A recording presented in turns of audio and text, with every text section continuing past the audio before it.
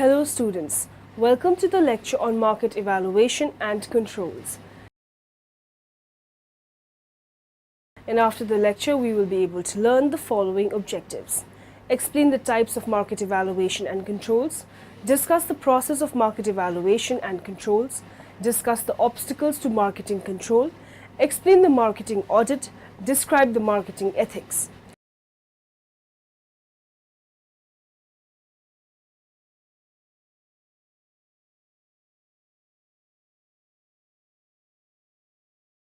Let us start with an introduction to market evaluation and controls. An organization's evaluation and control is a data gathering and action initiation mechanism.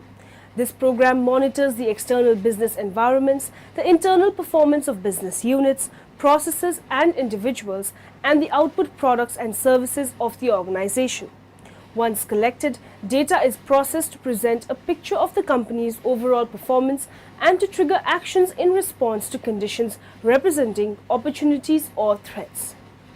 The evaluation and control is comprised of several component processes that monitor performance on a continuous, periodic, and event-driven basis, driving action when necessary. Component processes include organizational performance measurement system, continuous and periodic. External environmental monitoring program, continuous and periodic. Condition reporting or corrective action program, event-driven. Self-assessments program, periodic and event-driven. Benchmarking, periodic. Benchmarking has a long history going back to the early days of evolution. Comparison has always been the essence of winning. And being able to react quickly and appropriately has helped man overcome significant hurdles. Since then, benchmarking has evolved, but it is still an integral part of our daily lives.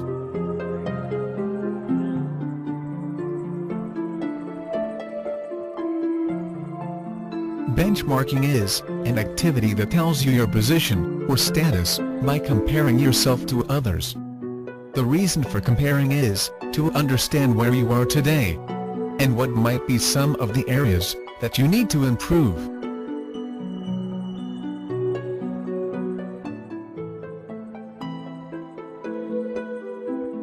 In business today, it is vital that we compare ourselves to others. We need to know, am I making more money than my competitors? How does my business compare to the rest within the same industry? Are there others out there that have similar problems? Have they solved them already? If yes, then what worked for them? Am I the top or the bottom of the class? Comparisons are great. However, there is a catch: only things that are comparable can be compared, if the result is to be useful. When these comparisons are done correctly, it is called benchmarking.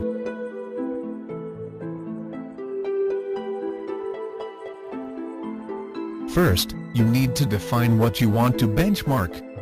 For example, benchmarking your financial performance, brand reputation, staff motivation, etc. Second, define appropriate comparators. We call them key performance indicators, or KPIs. Some KPIs for financial performance could be sales, margin, productivity. Third, ensure that your comparisons are comparable. We do this by defining segments within a network. For example, it might not make sense to compare a store in metropolitan Sydney to a store in regional New South Wales, so we would divide or segment stores based on their location. Fourth, gather data in an independent manner and make sure it is consistent. We do this by automatically collecting and mapping your data into a standard chart of accounts. And lastly, produce customized and meaningful reports that are not only simple to understand, but show you your improvement over time.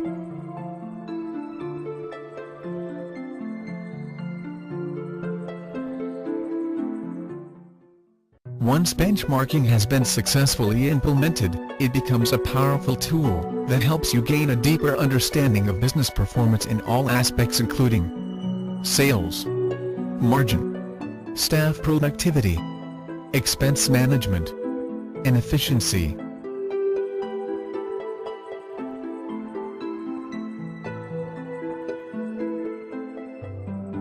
By effectively using benchmarking tools, you can accurately answer the following questions. Where do I stand? How can I improve my business and where should I start?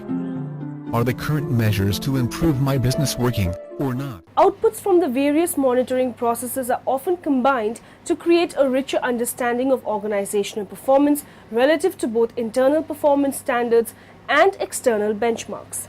Synthesized data drives actions on a day-to-day operational basis and serves as input to the strategic planning process.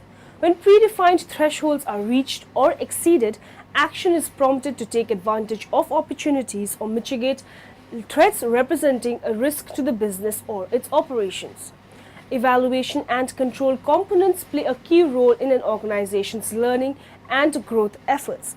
They not only identify improvement opportunities, they also identify internal and external best practices that can be used to better existing processes.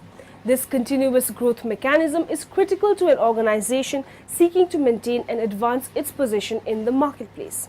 The following are podcasts, documents, and resources cover those topics critical to an effective evaluation and control program.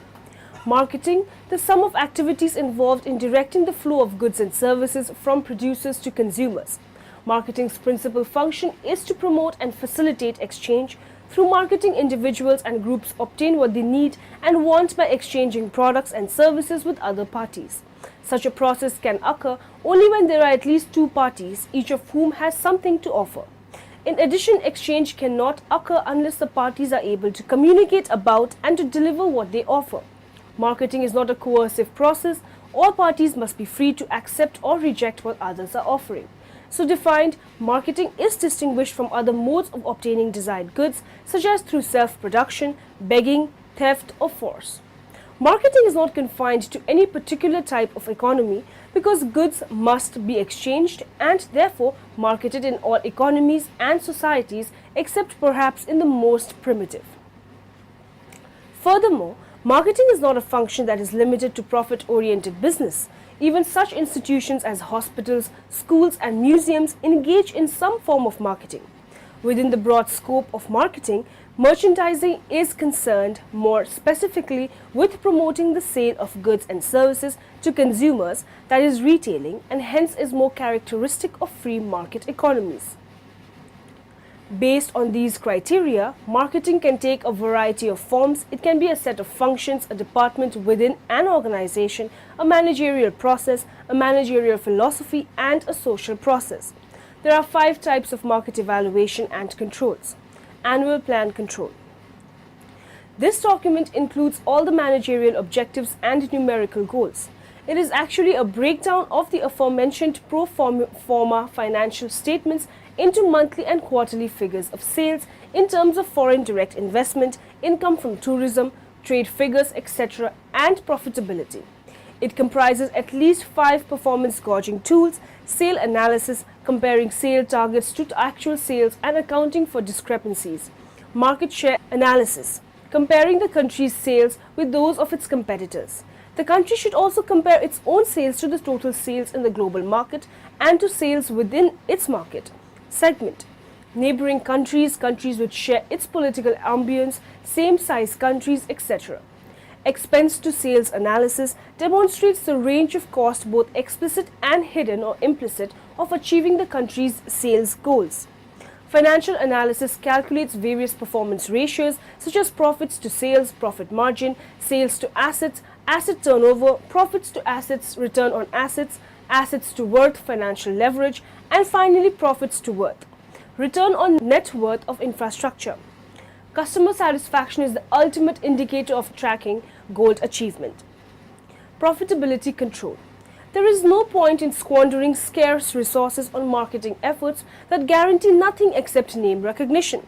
Sales, Profits and expenditures should count prominently in any evaluation and re-evaluation of ongoing campaigns. The country needs to get rid of prejudices, biases and misconceptions and clearly identify what products and consumer groups yield the most profits, have the highest relative earnings capacity. Money, time and manpower should be allocated to cater to the needs and the desires of these top earners. Efficiency control. The global picture is important. An overview of the marketing and sales efforts and their relative success or failure is crucial, but a micro-level analysis is indispensable. What is the sales force doing, where and how well? What are the localized reactions to the advertising, the sales, the promotions and the distribution drives? Are there appreciable differences between the reactions of various market niche and consumer types? Strategic control. The complement of efficiency control is strategic control. It weighs the overall and long-term marketing plan in view of the country's basic data, its organization, institutions, strengths, weaknesses and market opportunities. It is recommended to compare the country's self-assessment, marketing effectiveness rating review with an analysis prepared by an objective third party.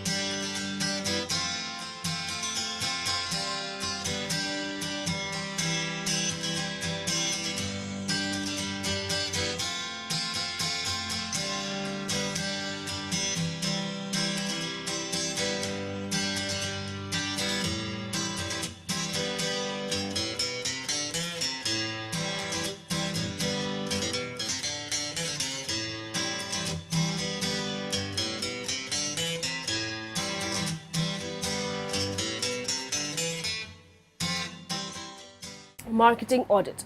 The marketing audit is, in some respects, the raw material for the strategic control. Its role is to periodically make sure that the marketing plan emphasizes the country's strengths in ways that are compatible with shifting market sentiments, current events, fashions, preferences, needs and priorities of relevant market players. This helps to identify marketing opportunities and new or potential markets. The process of market evaluation and controls. It is valuable to understand that within the strategic and operational levels of control, there are several types of control. The first two types can be mapped across two dimensions, the level of proactively and outcome versus behavioral. Proactively. Proactively is defined as the monitoring of problems in a way that provides their timely prevention rather than after the fact reaction. The management, this is known as feed-forward control. It addresses what we can do ahead of time to help our plan succeed. The essence of feed-forward control is to see the problems coming in time to do something about it. For instance, feed-forward controls include preventing maintenance on machinery and equipment and due diligence on investments. Concurrent controls. The process of monitoring and adjusting on ongoing activities and processes is known as concurrent control. Such controls are not necessarily proactive, but they can prevent problems from becoming worse. For this reason, we often describe concurrent control as real-time control because it deals with the present. An example of concurrent control might be adjusting the water temperature of the water while taking a shower. Feedback controls. Finally, feedback controls involve gathering information about a completed activity, evaluating that information, and taking steps to improve the similar activities in the future. This is the least proactive of controls and is generally a basis for reactions. Feedback controls permit managers to use the information on past performance to bring future performance in line with planned objectives. Control as a feedback loop.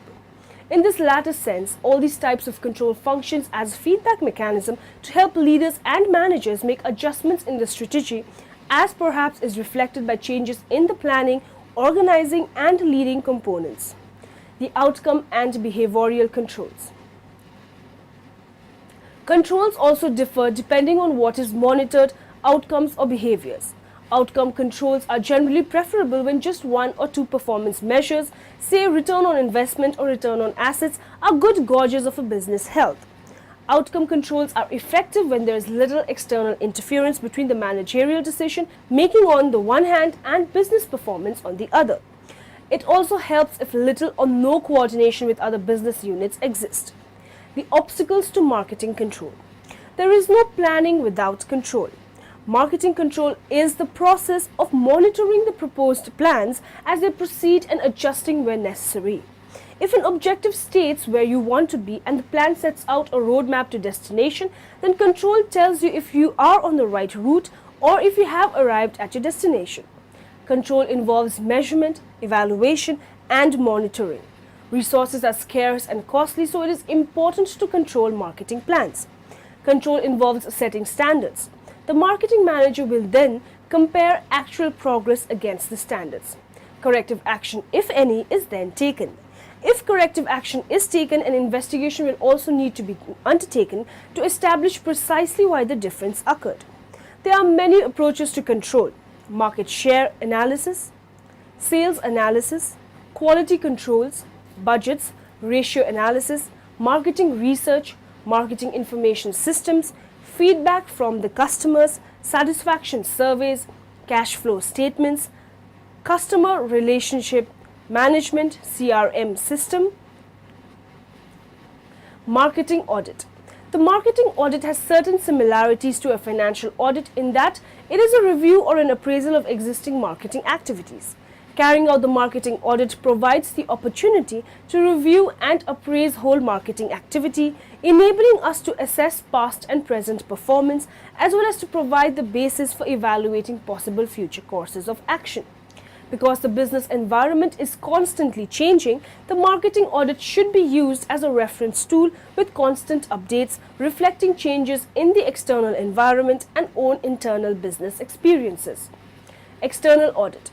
External factors can be split broadly into three groups: the economic environment, the competitive environment, and your own market environment. Consider these areas from own business's point of view. Will any changes have had an impact on business?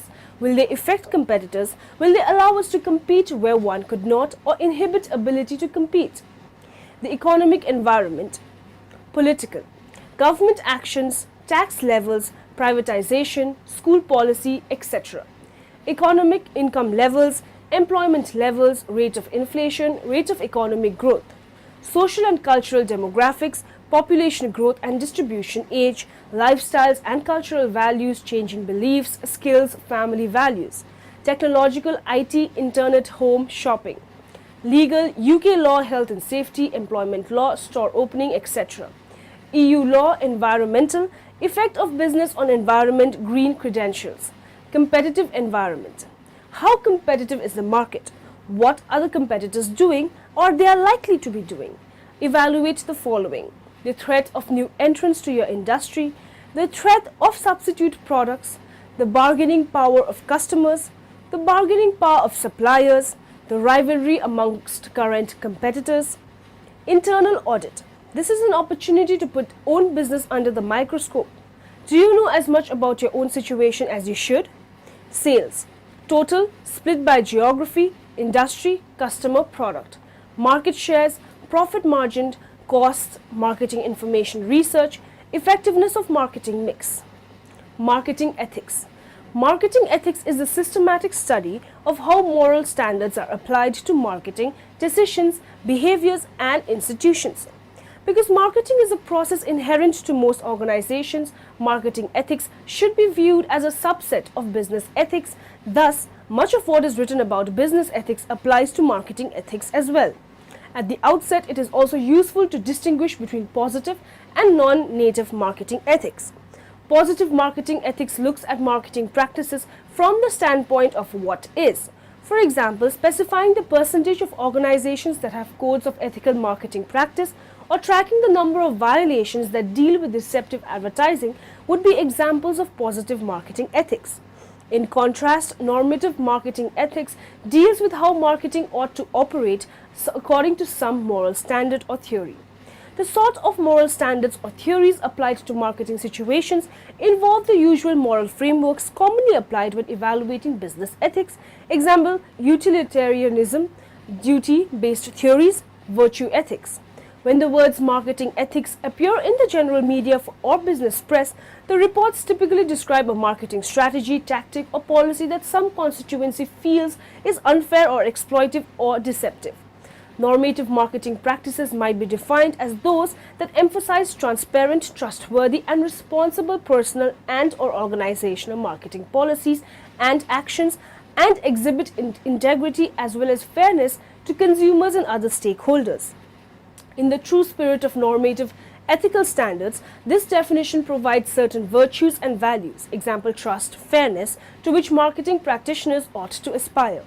In a market economy, a business may be expected to act in what it believes to be its own best interest. The purpose of marketing is to create a competitive advantage. An organization achieves an advantage when it does a better job than its competitors at satisfying the product and service requirements of its target markets. Those organizations that develop a competitive advantage are able to satisfy the needs of both the customers and the organization. Ethical product and distribution practices. Several product-related issues raise questions about ethics in marketing, most often concerning the quality of products and services provided. Among the most frequently voiced complaints are ones about products that are unsafe, that are of poor quality in construction or content, that do not contain what is promoted, or that go out of style or become obsolete before they actually need replacing. An organization that markets poor quality or unsafe products is taking the chance that it will develop a reputation for poor products or service. In addition, it may be putting itself in jeopardy for product claims or legal action. Sometimes, however, frequent changes in product features or performance, such as those that often occur in the computer industry, make previous models of the products obsolete. Such changes can be misinterpreted as planned obsolescence.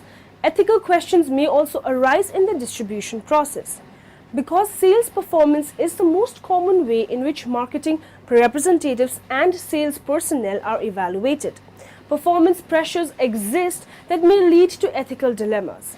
Exerting influence to cause vendors to reduce display space for competitors' products, promising shipment when knowing delivery is not possible by the promised date, or paying vendors to carry a firm's product rather than one of its competitors are also unethical. Does marketing over-focus on materialism? Consumers develop an identity in the marketplace that is shaped both by who they are and by what they see themselves as becoming. There is evidence that the way consumers view themselves influences their purchasing behavior. This identity is often reflected in the brands or the products they consume or the way in which they lead their lives. The proliferation of information about products and services complicates decision making. Sometimes consumer desires to achieve or maintain a certain lifestyle or an image results in their purchasing more than they need or they can afford. Does marketing create these wants? Clearly, appeals exist that are designed to cause people to purchase more than they need or can afford. Unsolicited offers of credit cards with high limits or high interest rates, advertising appeals touting the psychological benefits of conspicuous consumption, and promotions that seek to stimulate unrecognized needs are often cited as examples of these excesses.